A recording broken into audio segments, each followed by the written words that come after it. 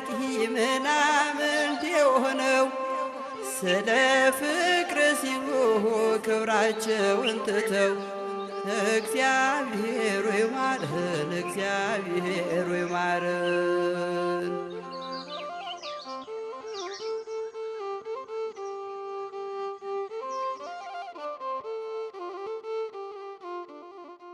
ጤና ይስጥልን የተከበራችሁ የገጸ ገዳማት ወአብነት መርሃ ግብር ተመልካቾች፣ ገጸ ገዳማት ወአብነት መርሃ ግብር በማህበረ ቅዱሳን ቴሌቪዥን በሳምንት አንድ በዚህ ሰዓት እየተዘጋጀ ወደ እናንተ የሚደርስ ነው። በተለይ ደግሞ ገዳማት ላይ አብነት ትምህርት ቤት ላይ ትኩረቱን አድርጎ መርሃ ግብራትን እየሰራ ወደ እናንተ ያደርሳል።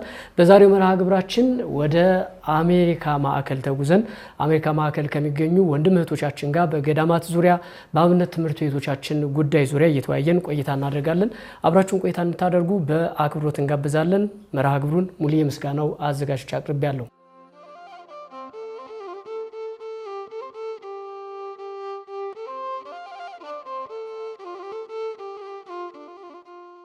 እንግዶቻችን እንደምን አላችሁ? እንኳን ደህና መጣችሁ።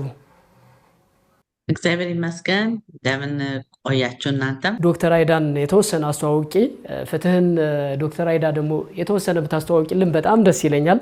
ከዛ በኋላ ወደ ጥያቄዎቼ መግባት ብችል በጣም መልካም ነው።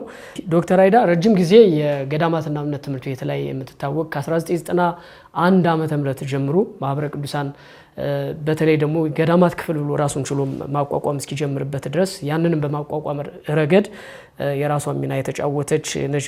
በየገዳሙ አባቶች ስማቸውን ጠቅሰው ከሚጠሯቸው ሰዎች መካከል የምትጠቀስ ናት ዶክተር አይዳ።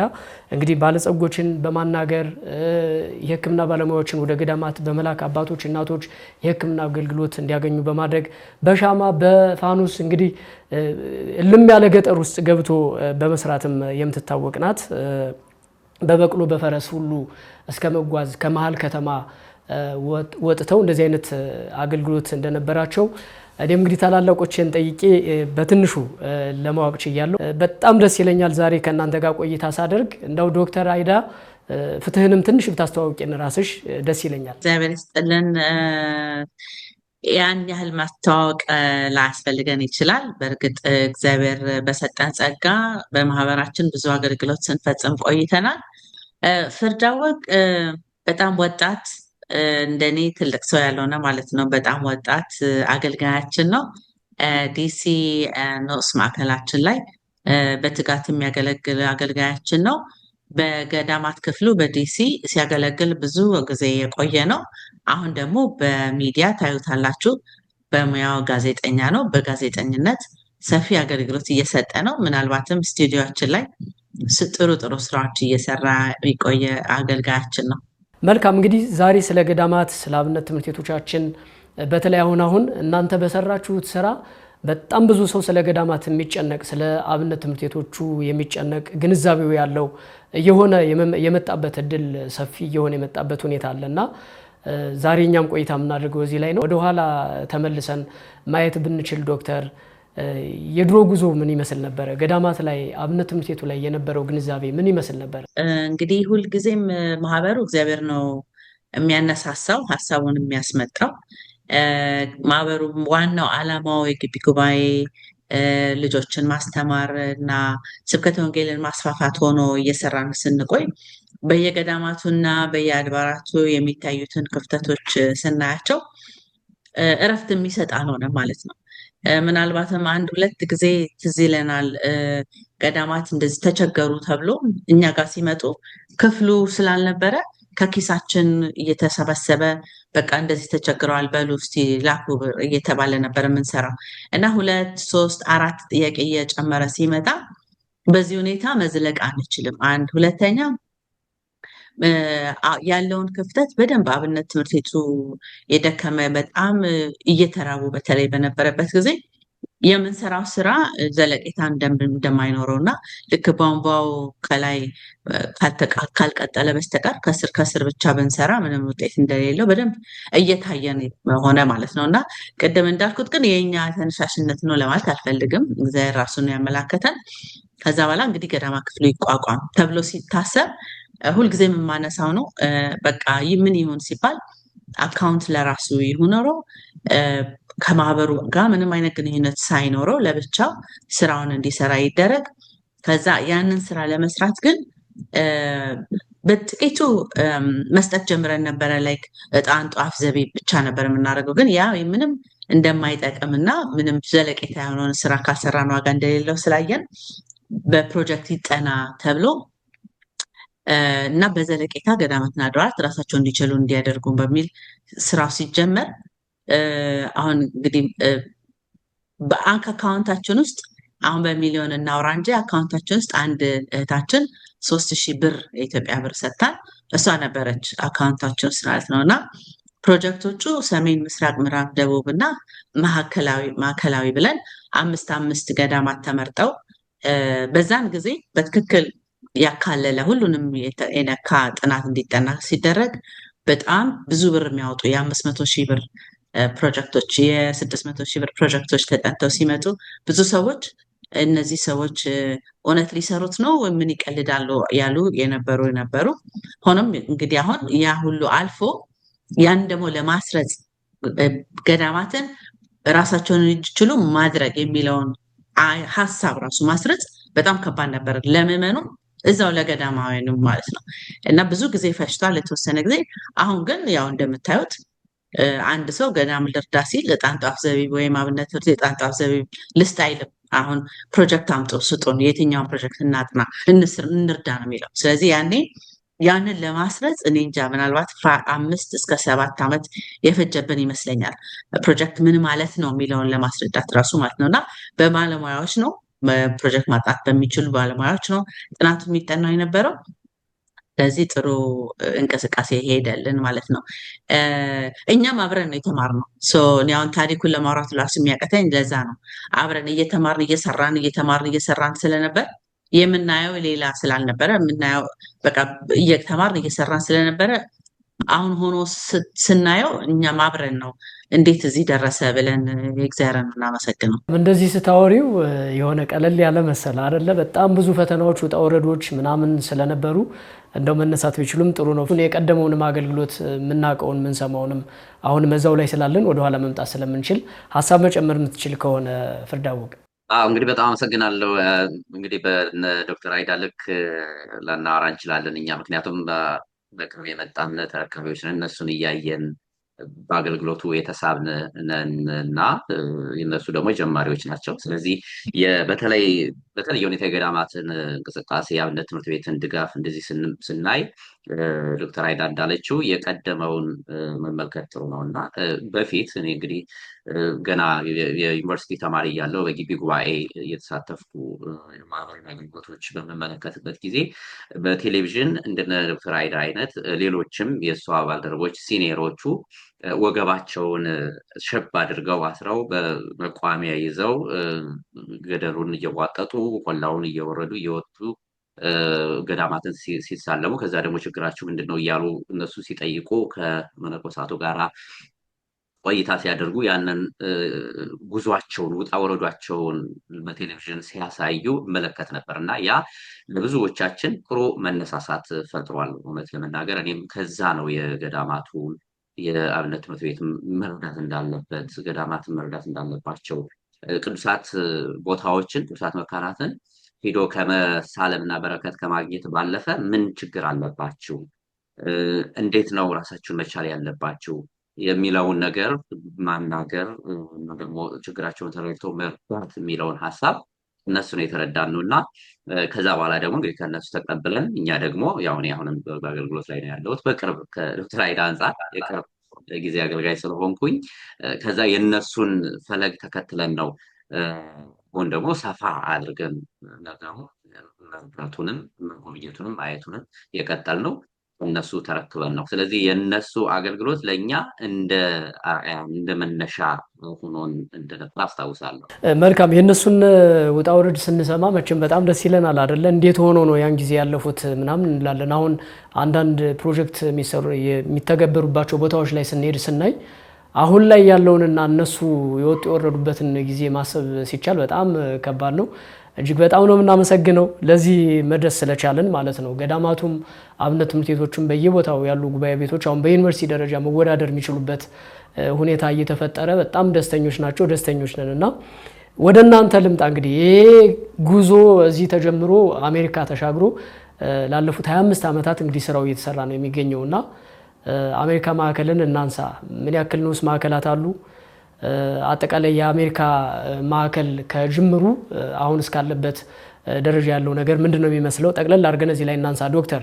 አሜሪካ ማዕከል አሁን ባለፈው 3-4 ወር በፊት 27ኛ ጠቅላላ ጉባኤያችን አደረግን። ስለዚህ በአማካይ 27 ዓመት በላይ ሊሆነን ነው ማለት ነው። ሲመሰረት እንግዲህ በጣም ጥቂቶች ነው ወደ አሜሪካ የመጡት የማህበሩ አባላት። ስለዚህ በጣም ለመገናኘት ራሱ የሚቸገሩበት እና የሚነፋቀፍቁበት የነበረ ነው። አሁን ያለነው 25 ንዑስ ማዕከላትና ግንኙነት ጣቢያዎች አሉን።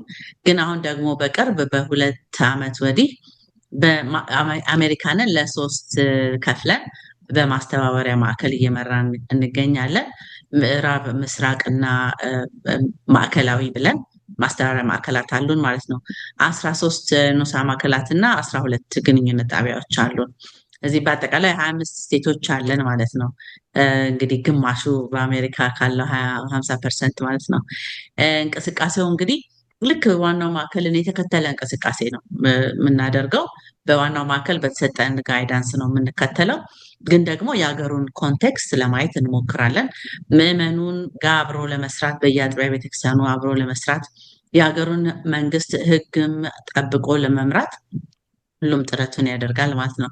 እንግዲህ ባጭሩ እንደው ቤዚክ ማህበረሰብን በአሜሪካ ማዕከል ይሄን ነው የሚመስለው። እዛ ሆናችሁ ወይ ደግሞ ምዕመኑን ስታስተባብሩ በማህበረ ቅዱሳን በኩል ቤተክርስቲያንን ለትውልድ ለማሻገር ገዳማቱን አብነት ትምህርት ቤቱን ለመጠበቅ ያለው ስሜት ምንድነው የሚመስለው? በማህበረ ቅዱሳን ገዳማትንና አብነት ትምህርት ቤቶችን መጎብኘት ማገዝ ደም ብሎ የተጀመረ ያው በአባላቱ ነበረ። በእነ ዶክተር አይዳ በተለሞቹ በመስራቾቹ ሌሎች መሰሉ አባላት ማለት ነው።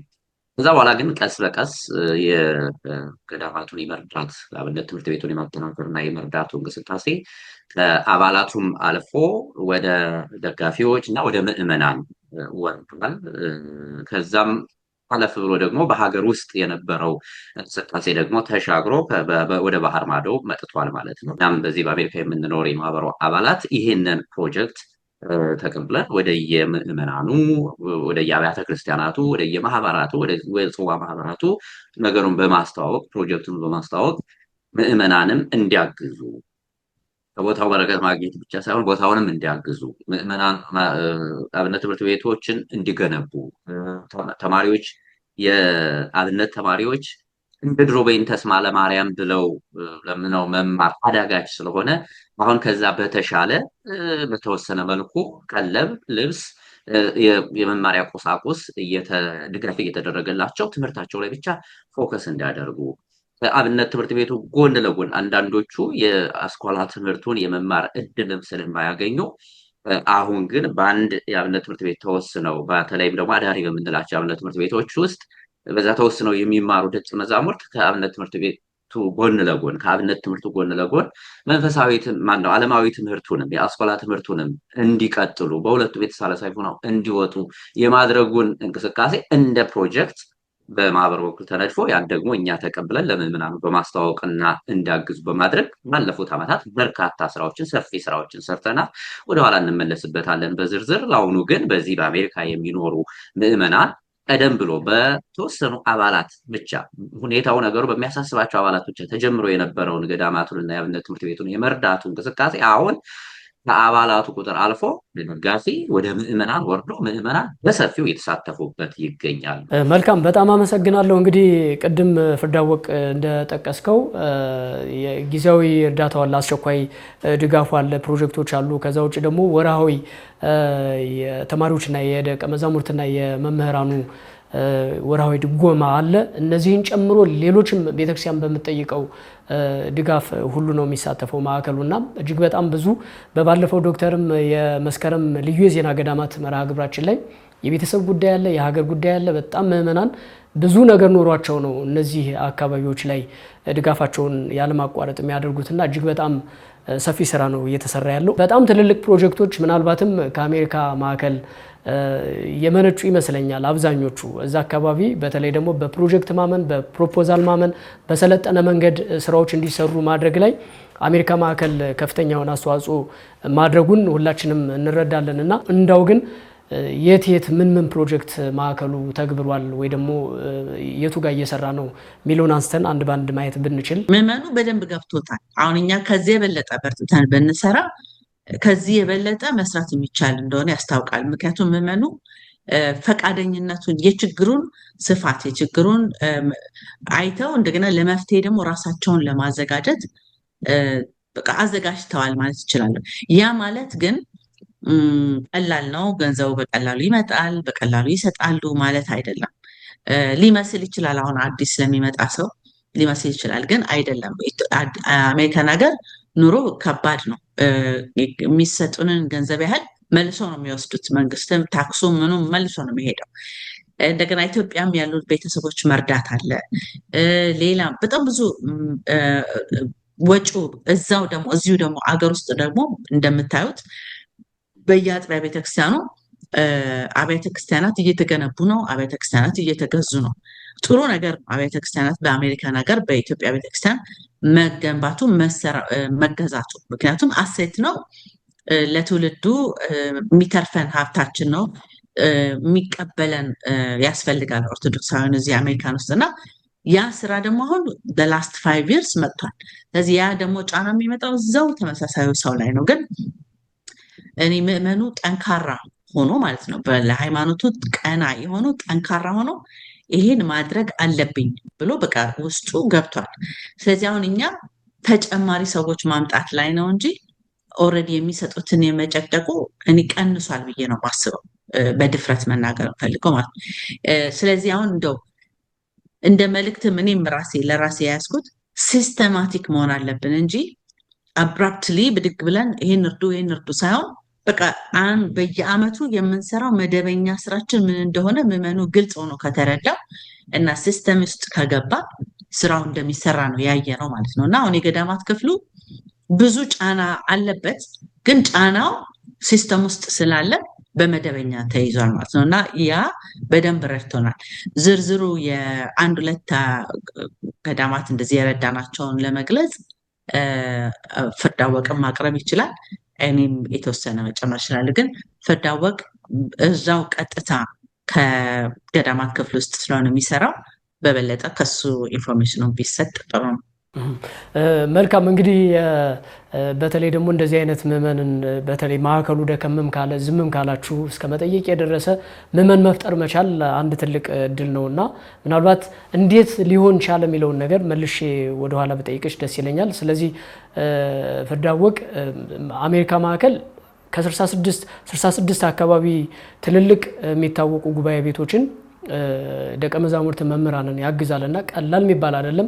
በጣም ብዙ ሚሊዮን ብር ነው የሚወጣበት። እነዚህና መሰል እንደሚጠቀሱትን በጣም የሚደረገውን ሁሉ ጠቅሶ ዘርዝሮ መጨረስ ላይቻል ይችላል።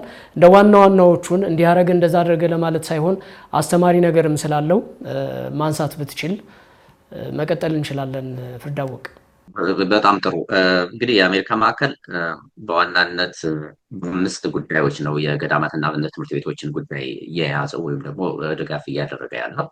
የመጀመሪያው ገዳማትን ራሳቸውን ማስቻል ማዕከል አዲስ አበባ ከሚገኝ ማዕከል እየተነደፉ የሚመጡ ፕሮጀክቶች ናቸው። ስለዚህ አንደኛው ገዳማትን በራሳቸውን ማስቻል ነው።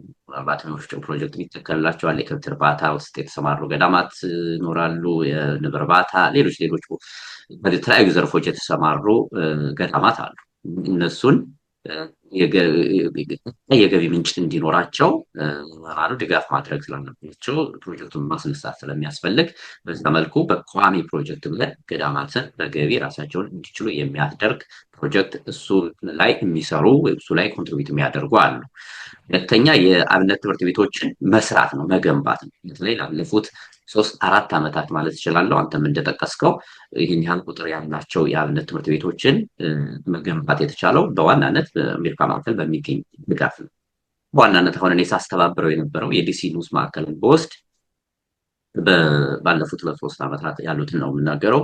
እንደ ሳርዶ ማርያም የመሳሰሉ ሙሉ በሙሉ ፕሮጀክቱን ከመነሻው ጀምሮ እስከ መጨረሻው ድረስ ከ2 ዓመት በፊት በነበረው ከረንሲ ወደ $80,000 በመላክ ነው ከዚህ እንዲገነባ የተደረገው ማለት ነው። አጠቃላይ ወጪው በዚህም ጊዜ አስታውሳለሁ ከ4 ሚሊዮን የኢትዮጵያ ብር በላይ ነው የወሰደው ይሄ ትምህርት ቤት ማለት ነው።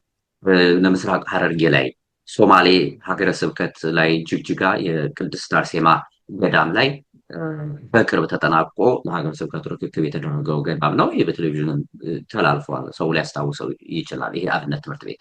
ይህንንም አብነት ትምህርት ቤት እንደዚሁ ወደ 5 ሚሊዮን አካባቢ የተጠጋ ወጪ በማውጣት በእኛ ወይም ደግሞ ዲሲ አካባቢ በሚገኙ ምዕመናን ኮንትሪቢሽን የተሰራ ነው።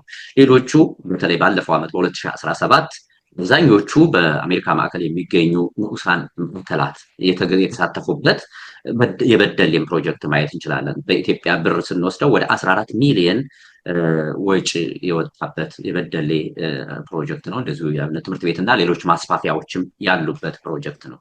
ወደ ወለጋ፣ አሶሳ፣ ቦንጋ ብንሄድ በአጠቃላይ በኢትዮጵያ ጠረፋማ አካባቢዎች በኦሞ ድረስ የተሰሩ የአብነት ትምህርት ቤቶችን ድጋፍ አድርጓል የአሜሪካ ማዕከል በአባላቱ እንደዚሁም ደግሞ በምዕመናኑ በማስተባበር ማለት ነው። ስለዚህ የአብነት ትምህርት ቤቶችን በመስራት በኩል ወላይታ ሀገረ ስብከት ላይ በጣም ሀላባ አካባቢ የሚገርም ትምህርት ቤት የአብነት ትምህርት ቤት ተሰርቶ በቅርቡ ተመርቆ ብዙ ናቸው። እንደው የተወሰኑትን ለአብነት ያህል ነው እንጂ የጠቀስኩት። ስለዚህ የአብነት ትምህርት ቤቶችን በመገንባት በኩል በርካታ እና መርቂ ስራዎች ተሰርቷል ማለት ይቻላል። በሶስተኛ ደረጃ አንተ የጠቀስከው የዋን ቱ ዋን ስኮላርሽፕ የምንለው ነው። ይሄ ዋን ቱ ዋን ስኮላርሽፕ ማለት አንድ ምዕመን በወር ቀደም ባለው ነው ገና እንደውም አልተሻሻለም። ምዕመናን እንደውም አሁንም እዛው ላይ ናቸው እንደ ይሉናል። የሚገርም ነገር በወር $15 አንድ ማኪያቶ የሚጠጣበት ምናልባትም 2-3 ማኪያቶ በቀን ሊያወጣት የሚችለውን በወር $15 በመቆጠብ ወይም ደግሞ ለእኛ ኮንትሪቢዩት በማድረግ የአከፋፈል ሲስተም አለው ኤሲኤች የምንለው እንደዚህ እንደ ፕሌጅ በማድረግ ቃል በማስገባት ማለት ነው።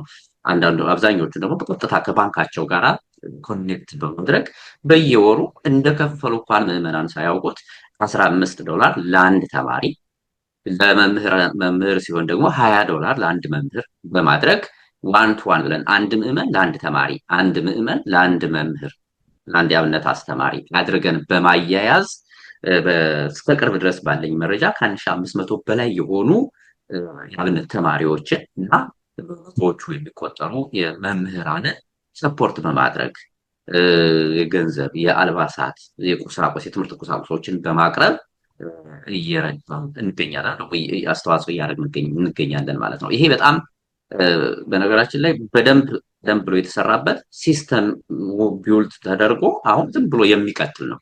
አንድ ጊዜ ምዕመኑ አንድ ተማሪ እኔ እወስዳለሁ ደግፋለሁ ካለ ከዛ በኋላ ለ5-6 ዓመት ባንኩ ያቺ $15 ወደ ተማሪው በቤት ትደረጋለች ማለት ነው። እና እንዲህ አይነት አሰራሮችንን በመዘርጋት ነው የዋን ቱ ዋን ስኮላርሽፕ ወይም ደግሞ ተማሪዎችን በቀጥታ የመደገፍ ስራ እየተሰራ የሚገኘው ማለት ነው። ከዛ ባለፈ በአራተኛ ደረጃ ድንገተኛ እርዳታዎችን ማድረግ ነው።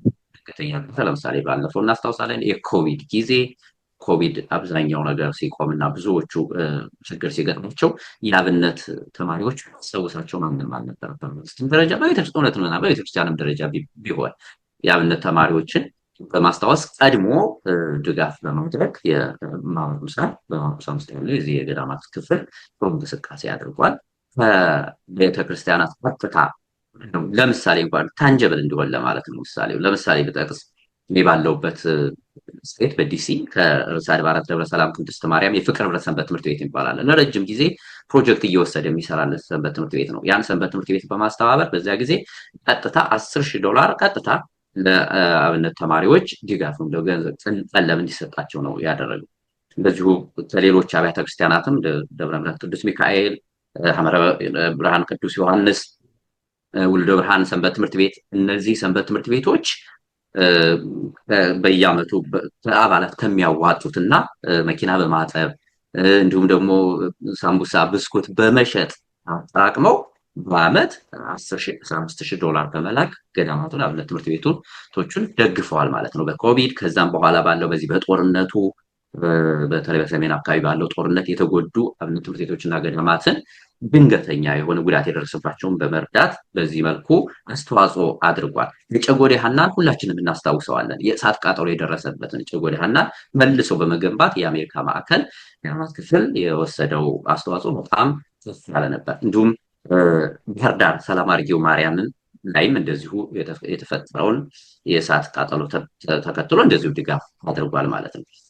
እነዚህ በፕሮጀክት ደረጃ የምንሳቸው ናቸው። በአምስተኛ ደረጃ ስልጠና ማለት ምንድን እንግዲህ የአብነት መምህራኑ በተለይ እንዴት አድርገው አብነት ተማሪዎች ማስተማር እንዳለባቸው እና ሌሎች ጉዳዮችን የተመለከተ ስልጠና ሲያስፈልግ ለስልጠናም ድጋፍ በማድረግ እንደዚሁ አስተዋጽኦ ሲያደርግ ነበረ።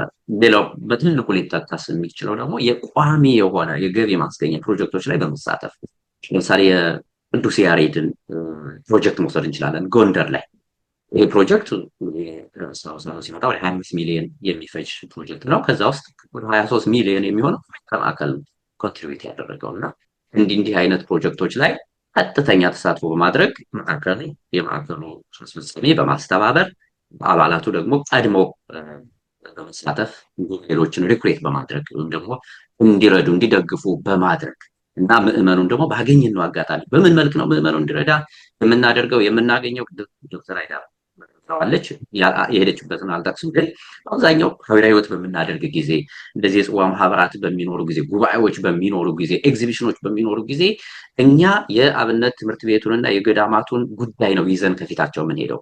ይህን ያህል ገዳም፣ ይህን ያህል አብነት ትምህርት ቤት፣ ይህን ያህል መምህራን እንዲህ አይነት ድጋፍ ያፈልጋቸዋል ብለን እናስረዳቸዋለን። እነሱም አብዛኛዎቹ ምዕመናን በእውነቱ ለገዳማት ለአብነት ትምህርት ቤቱ ያላቸው ስሱነት በጣም ደስ የሚል ስለሆነ ማለትም ጥሩ ስለሆነ ለዚህ ነው እርዳታ እያደረጉ ያሉ። መልካም፣ እጅግ በጣም ደስ ይላል። ቅርብ ጊዜም ወደ ምስራቅ ወለጋ ሀገረ ስብከት ነቀምት ሄደን ነበር እና አሜሪካ ማዕከል እዛም ላይ አስተዋጽኦ አድርጓል። እጅግ በጣም ደስተኞች። የተሰራውን ደግሞ ቦታው ላይ ሄዶ ማየት ምን ያክል ዘመናዊ እንደሆነ ምን ያክል ደግሞ ትውልድ ሊገነባ እንደሚችል በደንብ ቦታው ላይ የተገኘ ሰው ነው መረዳት የሚችለው። ያንም ሳይ ነበረ። እንደው ዶክተር ወደ አንቺ ልመለስና ቀደም ብሎ እንግዲህ ህዝቡ በደንብ አሁን ገብቶታል ተገንዝቧል የሚል ነገር ሲነሳ ነበረ፣ መጠየቅ ሁሉ ጀምሯል የሚል ነገር ሲነሳ ነበረ እና እንደው እንዴት ነው ሊሆን የቻለው እንደዚህ ሁሉም ሰው አሁን ይሄ ሁሉ ህዝበ ክርስቲያን ስለ ገዳማት ስለ አብነት ትምህርት ቤት የሚገደው አይደለም ብለን ነው ብዙ ጊዜ ክፍተቶች የምናነሳውና ከጥቂት ሰዎች በቀር አብዛኛው ሰው ስለ ገዳማት ስለ አብነት ትምህርት ቤት የሚገደው ሆኖ ግንዛቤው ቢኖር ዛሬ ላይ ላሉበት ችግር ባልተጋለጡ ነበር የሚል ነገር ነው የሚነሳውና እንዴት ነው እንደው አንድ ሐሳብ አንድ እስትንፋስ ማድረግ የተቻለው ማንሳት ብንችል የተወሰነ ነገር